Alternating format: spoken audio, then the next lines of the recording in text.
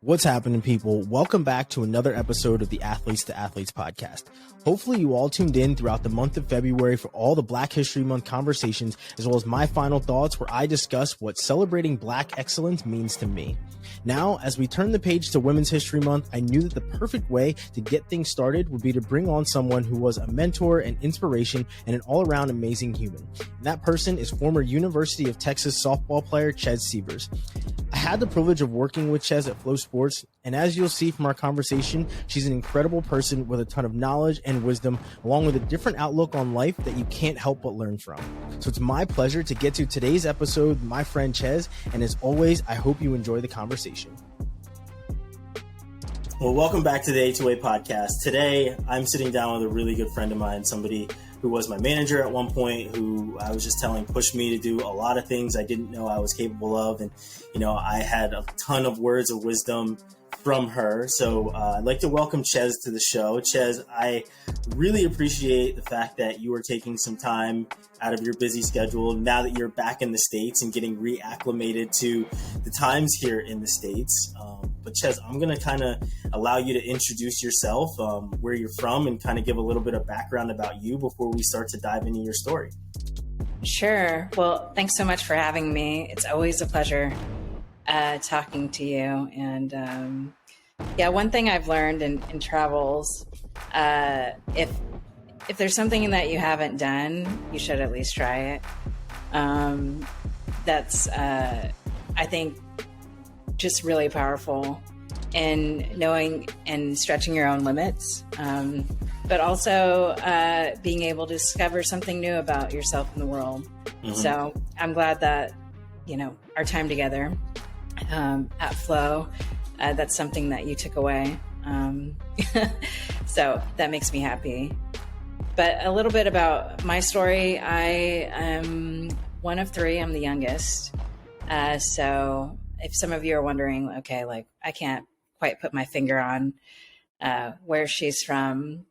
Both my parents were born in Guam. It's a tiny island out in the Pacific. Grew up in Long Beach, eventually moved to Orange County, and grew up playing baseball, softball, and basketball. Eventually decided to hone in on softball because, mainly because in softball, the greatest part about it is a lot of players come in all shapes and sizes.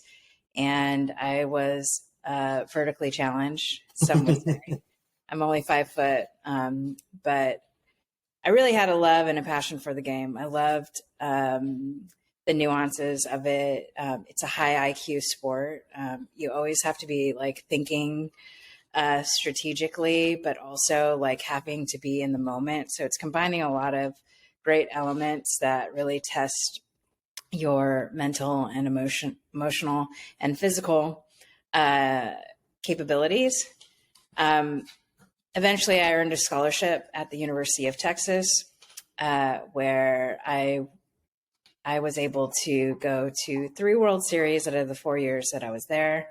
My freshman year, I was Big 12 Freshman of the Year.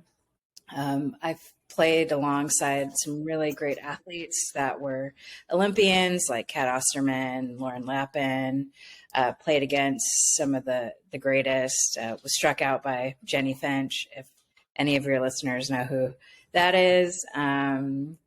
And then after college, I probably took a lot of the same journey as a lot of athletes. Okay, what do I do next? Am I a coach? Am I going to be a coach? Am I going to try something new?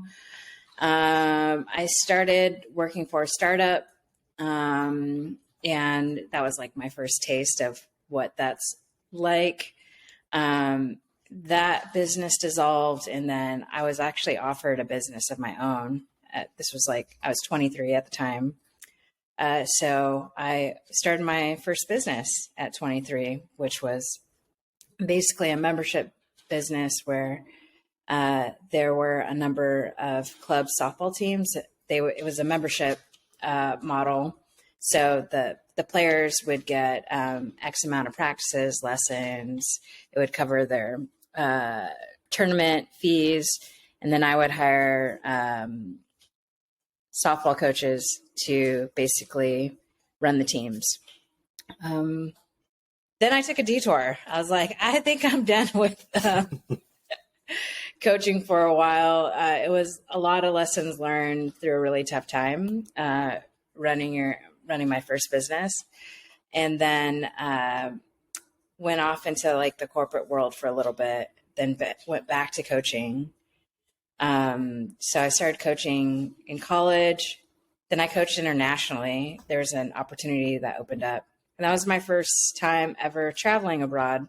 So I was able to live in Austria for about 3 months and loved that experience so much. I vowed to return to Europe at some point in my life. And then got a D1 position.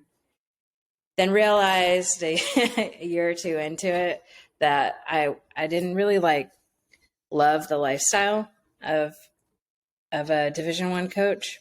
This wasn't a good match for me. But through that understanding and realization, I started creating content of my own. So I launched my first podcast and then was writing blogs. And at the time there was really nothing, there wasn't a whole lot out there in terms of softball content.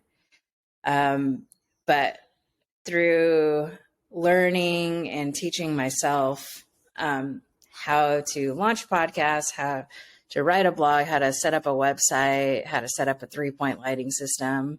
When the job at Flow opened up for a senior editor role, my name kept coming up because I had kind of put in the work in that space. And then after that, I've really kind of been at Flow ever since, creating content. Now I manage. So I'm helping facilitate content strategy and help other content creators in the space maximize their potential of growing their platforms and a number of other sports. So it's a lot. And then on top of that, I am the DEI celebration lead for Flow. So what that means is that I work with a team within our company that creates initiatives for the year for each celebration month. And we will either execute a film, we'll maybe do Instagram takeovers or collaborations, written features, podcast interviews, but then internally we'll do catered meals from local Black-owned businesses, for example, for Black History Month, and we'll do that, so on and so forth with the other celebration months. So I love that you're interviewing me. I love that you're a person of color, putting yourself out there. I think it's super important that people of color embrace their uniqueness and their awesomeness. And that way we're able to pave a way for other people who may be interested in this field if they thought they couldn't.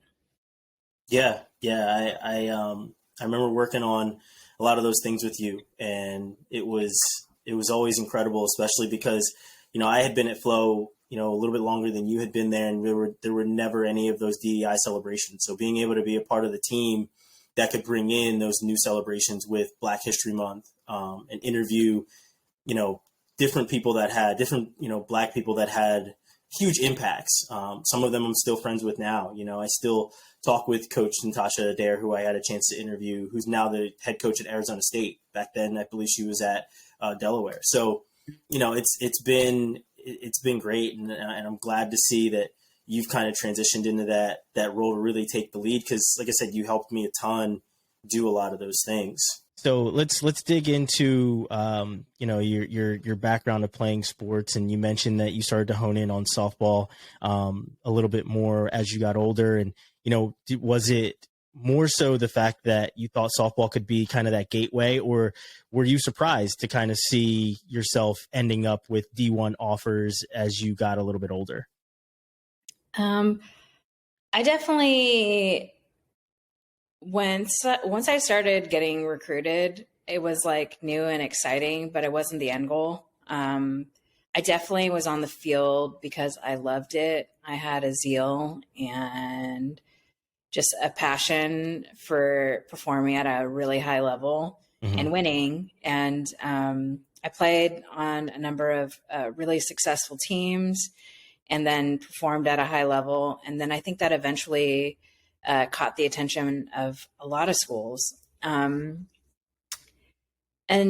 the opportunities just kind of came as a result of all of that. Also that, and my father was a bit of a perfectionist. So anytime we were at practice or games, it was something that was demanded. And then I eventually came to demand it out of myself. I think once the conversations about potentially going to a school like outside of California was a reality, I definitely was so excited about that. At the time, I just really wasn't having like a great high school experience. But in club, I was just like really flourishing. I made best friends and really felt connected. I really felt like myself. And I did eventually see college as a way for me to meet other people and may possibly meet my people. And turns out I was right. So I'm happy that it worked out because once I went off to college, I met some of my best friends who I'm still best friends with today, which is like something really, really special. Yeah, and you mentioned it, going to school outside of California. You ultimately ended up at UT, but were you originally looking to go to college, and was it schools that were in California that you had your eye on before letters from places like UT started to come in? I think, like, let's just be clear. I don't think I knew what the hell I wanted at that time. I think a junior in high school. I'm just like, oh my gosh, they like me. I like the colors. Like, I don't think I had a real all around perspective of like the opportunities at hand. I think I was just like excited that schools were interested in me. But Remember then, what schools were interested in you? which schools? Yeah. So let's see. Texas, Arizona, Cal Berkeley, LSU, North Carolina, Michigan for a hot second. And I'm sure my parents still have like all the letters that I received somewhere, but pretty much many Power 5 schools. Yeah. But I had my eye on like the ones that would be able to compete for a national title. Yeah. How did you narrow it down to UT? I only took 2 trips, and first one was Arizona, and then actually the first one was Texas, and the second one was Arizona. And I honestly made a softball-based decision. They had already, like, Kat Osterman was already at Texas, and she was the best pitcher in the world at the time. I was like, we're winning a national title. We have the best pitcher in the world. They have the best. There's like no way we can lose. So I kind of made the decision based on that, but it was actually just even though it was a naive decision, it ended up being the right choice for me from like a life standpoint. Like I said, just really felt at home. Once I was in Austin, it still feels like home. And the connection that I have with the city and the people there is just invaluable. It stretches beyond softball. Yeah. Yeah. And then once you got there, just looking down your resume, you started to flourish kind of immediately. You were Big 12 freshman of the year, and you said it just felt like home. So was there any sort of growing pains, any sort of culture shock once you got there? Because Austin's a different town. It's very different. I can even remember when I got there as a 25-year-old, 24-year-old, it was different for me coming from Pennsylvania. I didn't really know what to expect. And, you were there as a teenager, essentially. You're 18, 19 as a freshman, and you're flourishing on the field. How did you kind of take to that and ultimately become that Big 12 freshman of the year? I just had fun. I think for the first time in a long time, I had felt a good sense of acceptance and balance in my life. Like I was talking about earlier in high school, I didn't really feel like I really fit in. And once I got to UT, it was almost instant that there was a connection there. So it allowed me to truly step into who I was and who I was becoming. I think that city, I just vibe with it a ton. And then I had family on top. I had family there as well, which made it even tighter connection. So I had I had family, I had friends, I had good softball going. So things were, and a great education. Things were just starting to fall into place. And I don't know, as a person, I felt like I was more aligned there than I had ever been. Yeah. So as your career continues, how was the academic side for you? Obviously things are clicking on the field. You're winning honors as a freshman, but the academic side is kind of where people get a little tripped up at first, right? Because it's now down to you. Nobody's waking you up in the morning. There's no school bus. There's nothing else. You're getting up, you have to go to class, but not only that, you have to go to practice. You have to go to, there's film study, there's weightlifting. There's so many more things that you are now responsible for as a college athlete. How did you balance all of that?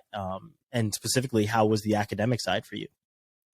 I do have one regret when it comes to the academic side. So when I got to UT, I had it in my mind that I wanted to be a graphic designer.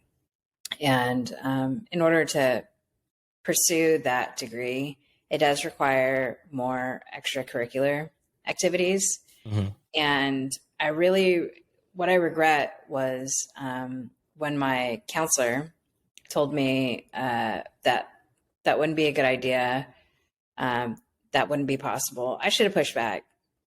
I really should have. Because even still to this day, I still have interest in design. And as an athlete, we look to authority figures to guide us, and think in that situation, I wish instead of the no of it being a no, it should have been okay, well, this is what it's going to require for you outside of athletics, versus my dream of being it felt like my dream of becoming a graphic designer was dismissed because I was an athlete.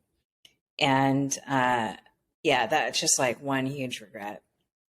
But the actual balancing of everything, is definitely a challenge. The schedule becomes pretty regimented because you really have to manage your time correctly, or else it's going to be difficult to get good grades and perform well on the field. And if you don't get good grades, then, well, you're not even going to be allowed on the field.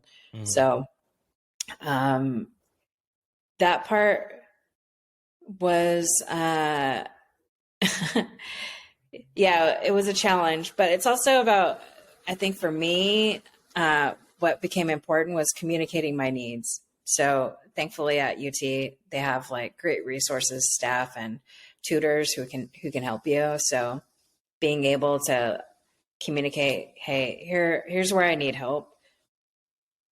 And then they can facilitate either the tutoring around your schedule, which is usually happens in the evening because you have practice, and then study hall. And then in study hall, that's when you can get your tutoring.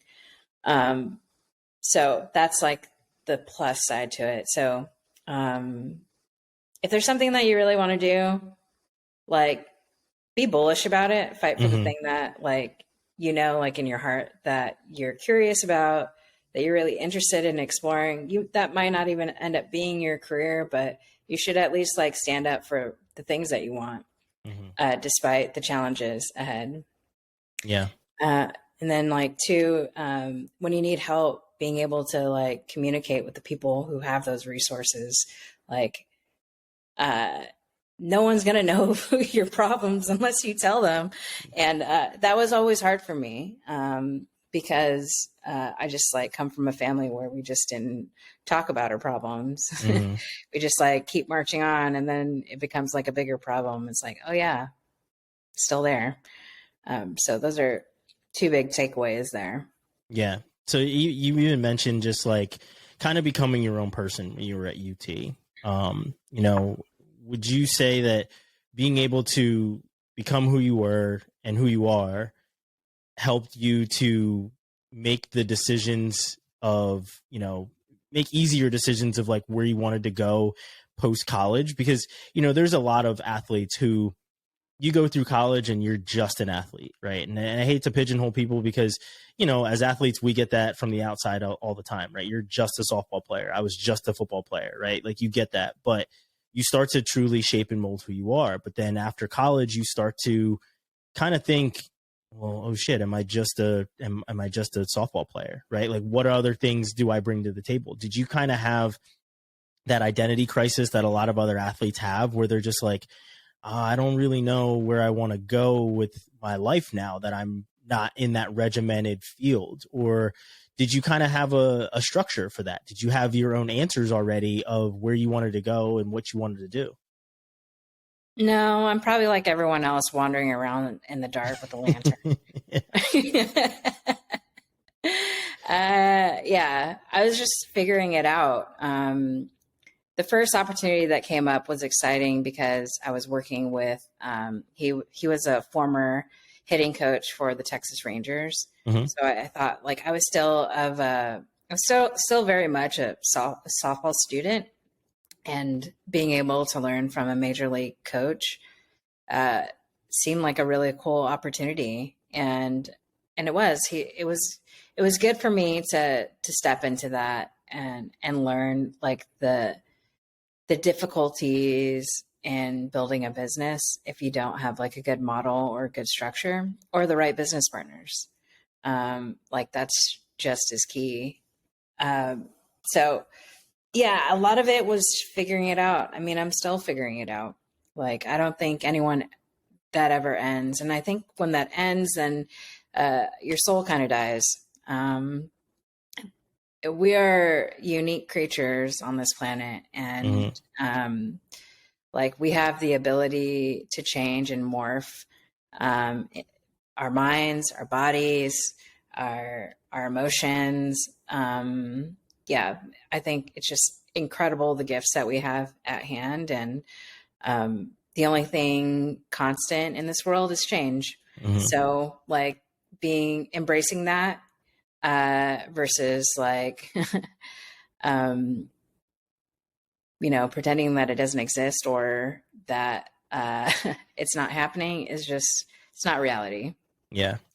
So now as a former player and now you're currently a content creator and you're running websites and managing people and everything else.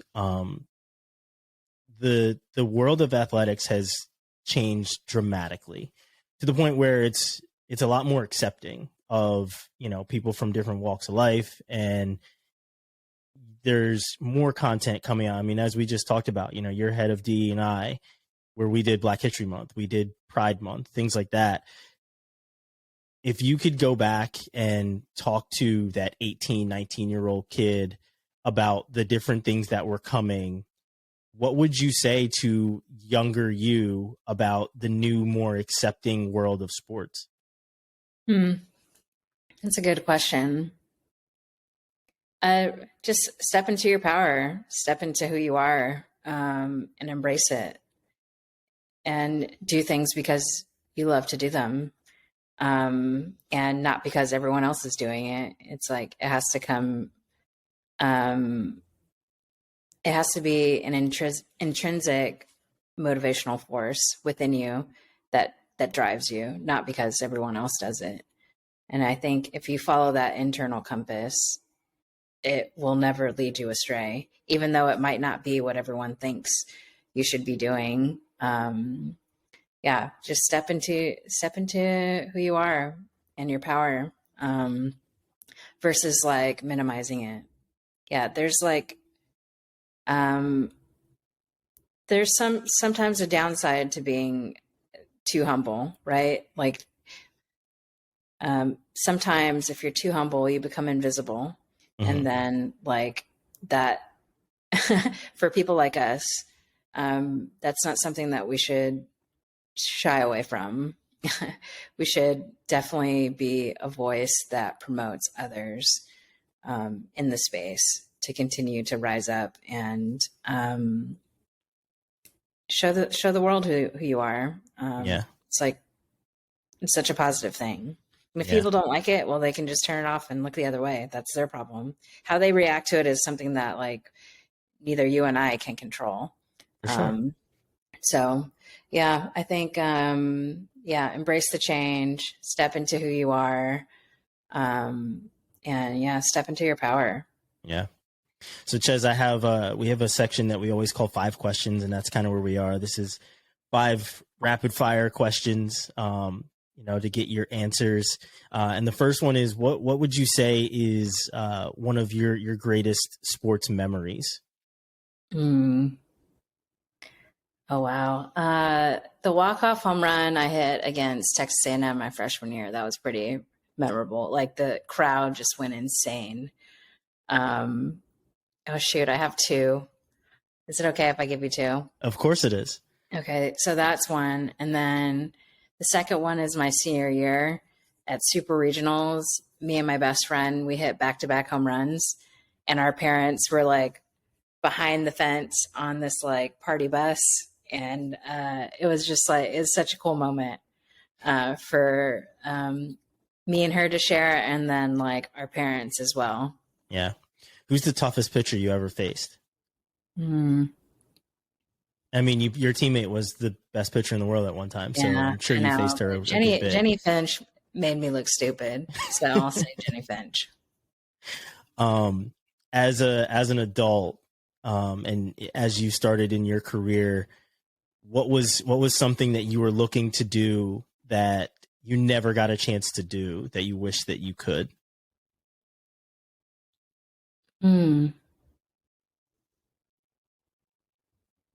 Good question.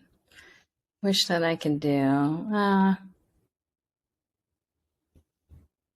Probably like ultimately learn design. Yeah, like going to school and learning design. Yeah. Mm-hmm. As we're gonna stick with content, and as I said, the world is changing, and it was a big deal for me to be able to put together content for Black History Month. I know it was a big deal for you to be able to put together content for Pride Month and be the driving force with that.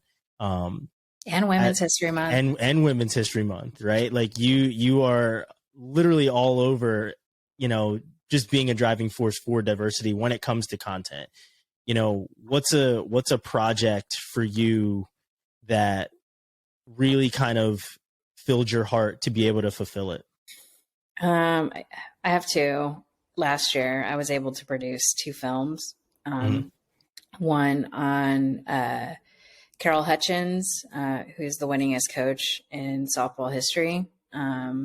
She retired after the season ended, so that was like, she had a remarkable story, and she is so unbelievably charismatic and passionate.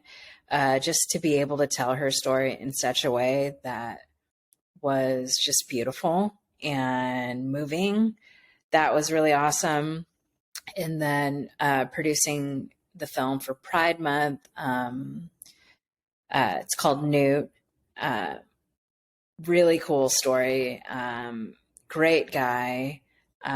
Being able to break down barriers into like the human element and the human story behind what it's like to be a gay man in rugby. That it takes a lot of guts and courage. But both of them are people who stand in their power and who are absolutely just unique individuals who step into who they are. Mm-hmm. So the first film is called Hutch, and then the second film is Newt. You can watch them both for free if anyone's interested in watching them. I think you can find it on YouTube or on, you can find Newt on Flow Rugby and then Hutch on Flow Softball. Yeah. And last question, it's the way I always end these conversations. And you've given us a couple different just nuggets of wisdom throughout this conversation. But what's a piece of advice, whether it's something that you learned from your worldly travels as you've been all over the world, or something that you learned from a teammate or a coach that just kind of really resonated with you and had a really big impact on you, that you would like to kind of pass on to others? Yeah, that's a good question. There's so much, Ryan. Oh man. So I'm reading a really good book. It's called the Almanac of Naval Ravikant. Mm-hmm. And it's not necessarily like one piece of advice. It just basically lays out the groundwork for building wealth, health, and happiness. So highly recommend reading that book if you haven't. It's really great. But I think maybe the advice that I've received from the books that I've been reading is that life doesn't have to be lived like everyone else. You can choose at any point to change the course of your life. And if you prioritize the things that you want to change or the goals that you want to chase, and you pursue those things day in and day out, like, I mean, it's just a law of like compound interest, right? You're eventually going to get closer and closer to reaching those goals. And I truly believe that. And that can be, that can be applied to so many different things in life. And you know that day in, day out, when you hit the gym, like it is like compound interest, like mm-hmm. over time. Right. And it didn't start like that for you, I imagine. But yeah. And even with podcasting, right, you are doing it on a weekly basis and you probably see incremental improvements like every week. And I think it's so important that people are aware of that. And the same goes for things in reverse, right? So if you're eating Cheetos every single day, like you're going to see that compound interest of like what your body and your mind's going to look like after eating Cheetos every day. Yeah. So I think that's super important. I feel like I'm bumbling, but I kind of geek out about like even thinking about that because there are so many different things that kind of have affected me. And then like with traveling, just realizing that I could do this. And I don't think your listeners know, but the last 5.5 months I've spent slow traveling. So I was living in Budapest, and then I recently got back from Cape Town, and I could do it. I was working from the afternoon to evening. It was great. So it's like, it's definitely possible. And believe it or not, you can save money by doing it, which people don't realize. So that's what I mean by, you don't have to do what everyone else is doing. Like if you want to choose a different course for your life, then try it out. If you don't like it, the old life always exists. It's right there. It's not going anywhere. So like if you haven't tried it but you have a curiosity, then give it a go. I'm sure you're going to learn something. Ches, every time I speak to you, I learn something.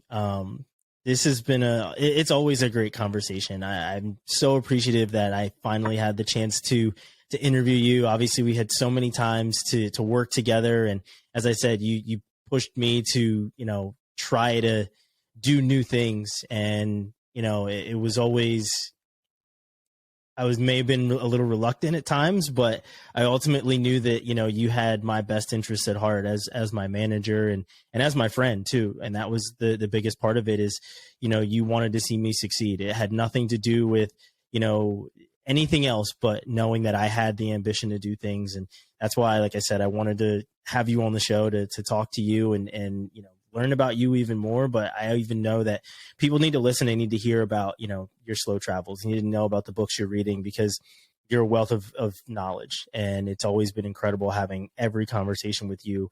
I appreciate you coming on. Do you have anything else, any other parting words before I end the recording today? Not that I can think of, unless you think something, there's a question your listeners would be burning to ask. I don't know, honestly. I think you've given us a ton of your mind, and I'm appreciative of it. And I'm sure that the people that are listening are going to be even more appreciative of it. Cause I know you, right? And I get a chance to send you text messages and message you whenever I want, but they get a slight piece of, who are the people that are in my life that are inspirational. And that was, one of the reasons I wanted this conversation, because, seeing you being able to travel, and I talked to you before you even left the States and you were like, this is what I'm going to go do.